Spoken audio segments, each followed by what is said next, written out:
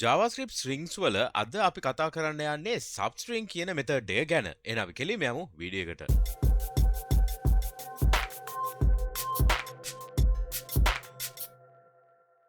අයිබන් මගේ front end යාළුවෝ හැමෝටම ඔබ මේක තුල සිටින්නේ MCodes Frontend YouTube channel එකට. channel එකට අලුත් නම් subscribe කරලා MCodes family එකට එකතු වෙන්න. හරි. අද අපි කතා කරන්න යන්නේ JavaScript strings වල අපි පාවිච්චි කරන method එකක් substring කියන එක. එහෙනම් අපි කෙලින්ම යමු demo එකට. මම scripts.js කියලා ෆයිල් එකක් මම මෙතන HTML ෆයිල් එකේ call කරලා තියෙනවා. එහෙනම් අපි කෙලින්ම යමු script.js ෆයිල් එකට.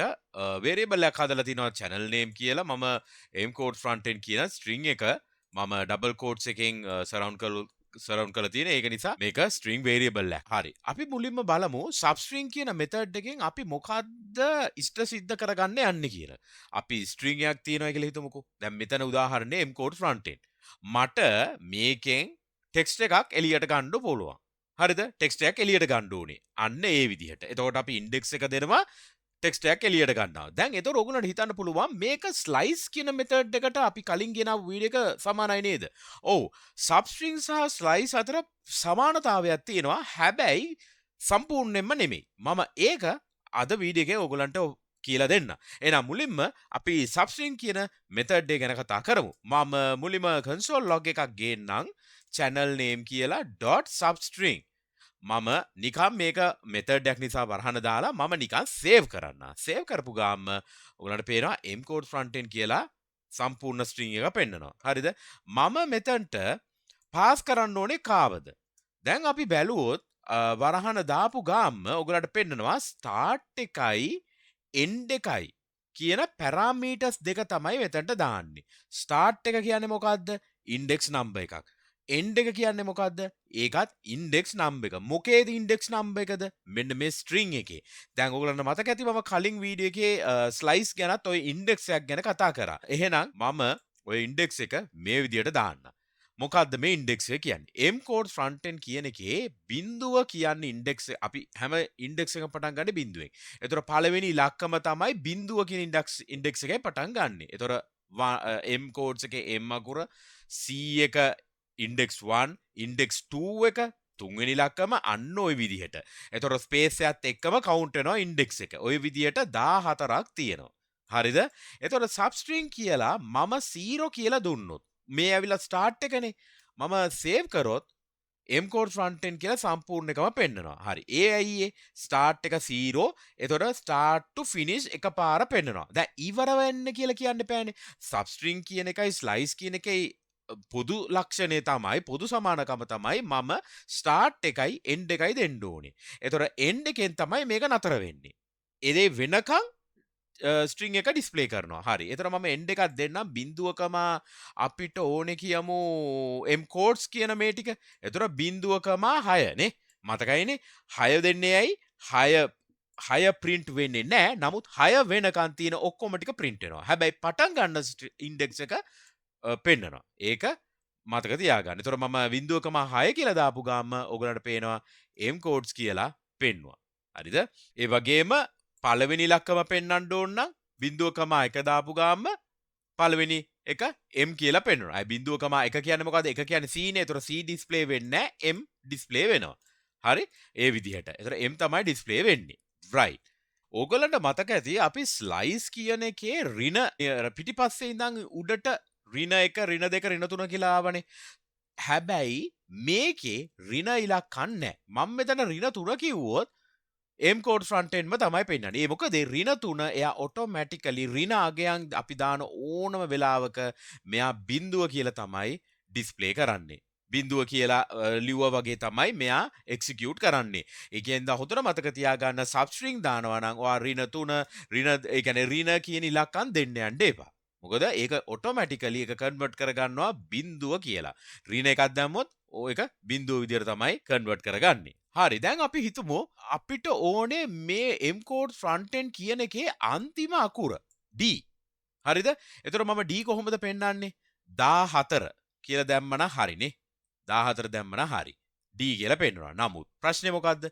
අපි කොහොමද දන්නේ string එකේ කොච්චර characters තියෙයිද කියලා? හොඳයි හරිනේ. එතකොට string එකේ සම්පූර්ණ characters ගන්න අපි දන්නේ නැහනේ. හරිද? එතකොට කොහොමද ඩයිනමිකලි ඒ වැඩේ කරන්නේ? හරි. එහෙනම් අපි ඒක කරමු. මුලින්ම මම මේක කමෙන්ට් කරගන්නවා. හරිද? මේ ලයින් එක කමෙන්ට් කරලා මම console log එකක් දානවා. මෙන්න මේ channel name කියන variable එකේ store කරලා තියෙන string එකේ සම්පූර්ණ characters ගාන. ඒකට කියන්නේ length එක කියලා. එහෙනම් මම ලියනවා channel name.length කියලා දානවා. හරිද? එතකොට මේකෙත් පෙන්නනවා 15යි කියලා. හරිද? මේකේ සම්පූර්ණ characters ගාන 15යි. හරි. එතකොට අපිට ඒක පැහැදිලි. 15යි කියන්නේ මේකේ සම්පූර්ණ මේ අපි මේ count කරොත් 15ක් letters තියෙනවා. හරි. එතකොට මේකේ 14 දාපුවම නේද අන්තිම ඉලක්කම ආවේ. ඒ කියන්නේ මොකද්ද? 15 1. මොකද length එක දෙන්නේ බිංදුවෙන් නෙමෙයිනේ පටන් ගන්නෙ. length එක පටන් ගන්නේ 1 2 3 එන්න එහෙමයි යන්නේ. නමුත් index value එකක් නේද අපි substring එකට පාස් කරන්නේ. එතකොට ඒ නිසා තමයි අපි length එක -1 කියලා දෙන්නේ. එතකොට automatically මේක වෙනවනේ. එතකොට මම මේක uncomment කරන්නම් length -1. දාපු ගාම 14 නේ. එතකොට d කියලා පෙන්නනවා. දැන් මම මෙතනට තව values ටිකක් දාගෙන යනවා. හරිද? ඔන්න S අකුර තමයි දැන් මට පෙන්වන්න ඕනේ. දැන් මම මේක සේව් කරනවා. දැන් S අකුර පෙන්වනවා. දැන් මේක ඩයිනමික්.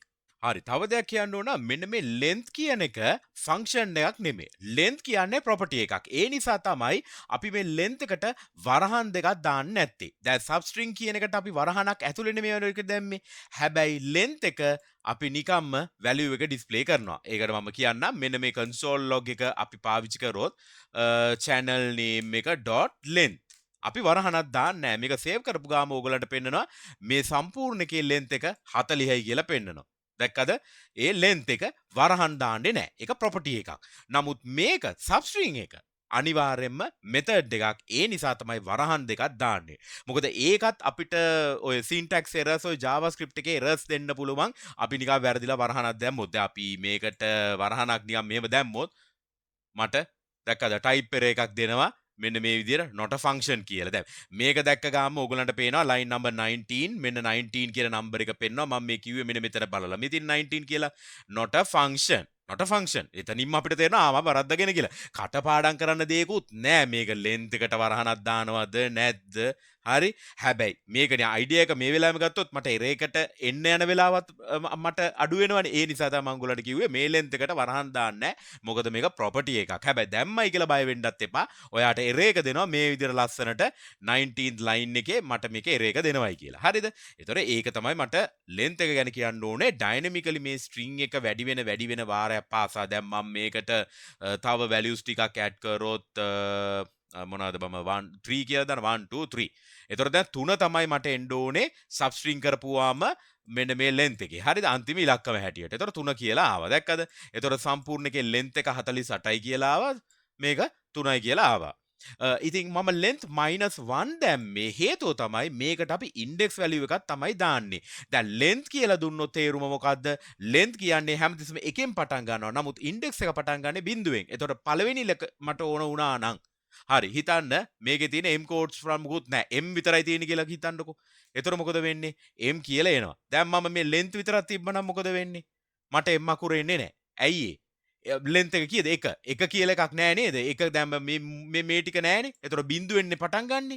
ඉතින් 1 කියන ඉලක්කමක් මම ලියලා නැහැ. ඉතින් ඒ නිසා තමයි මම length -1 කියලා ලිව්වේ. එතකොට තමයි M අකුර එන්නේ. මොකද එතකොට කෙලිම index එක 0. එතකොට 0th index එකේ කවුද ඉන්නේ? M. අන්න ඒක තමයි මම length -1 දැම්මේ. හරිනේ. එහෙනම් කතාව හොඳට තේරුණානේ. right. එතකොට මේ length එක 1යි කියලා පෙන්නනවා පළවෙනි console log එක. හරිනේ? right. එහෙනම් මේ ටික තමයි අපිට තියෙන්නේ substring වල. අපි ඍණාගයක් දාන්නේ නැහැ substring වල. ඔක්කොම ධනාගයක් දාන්නේ. ඍණාගයක් දැම්මොත් නිකම් එක බිඳුව වෙනවා. ඒකත් හොඳට මතක තියාගන්න. හරි. එහෙනම් මේ ටික තමයි මට ඕගලන්ට කියන්න ඕනේ. substring කියන එක slice එකේ අතර slice කියන method එකට පොඩි සමානකමක් තියෙනවා. නමුත් අර ඍණාගයක් දාන්න බැරි අන්න ඒව හින්දා තමයි මේක වෙනස් වෙන්නේ slice එකයි substring අතරේ. හරි. ඒකත් මම ඔයගලන්ට කියලා දුන්නා. හරි. එහෙනම් වීඩියෝ එක හොඳයි නම් ලයික් එකක් දාන්න, channel එකට අලුත් නම් subscribe කරන්න. එහෙනම් ඊළඟ වීඩියෝ එක හම්බ වෙනකන් හැම දිනකටම ජය වේවා. cheers අපි ගියා.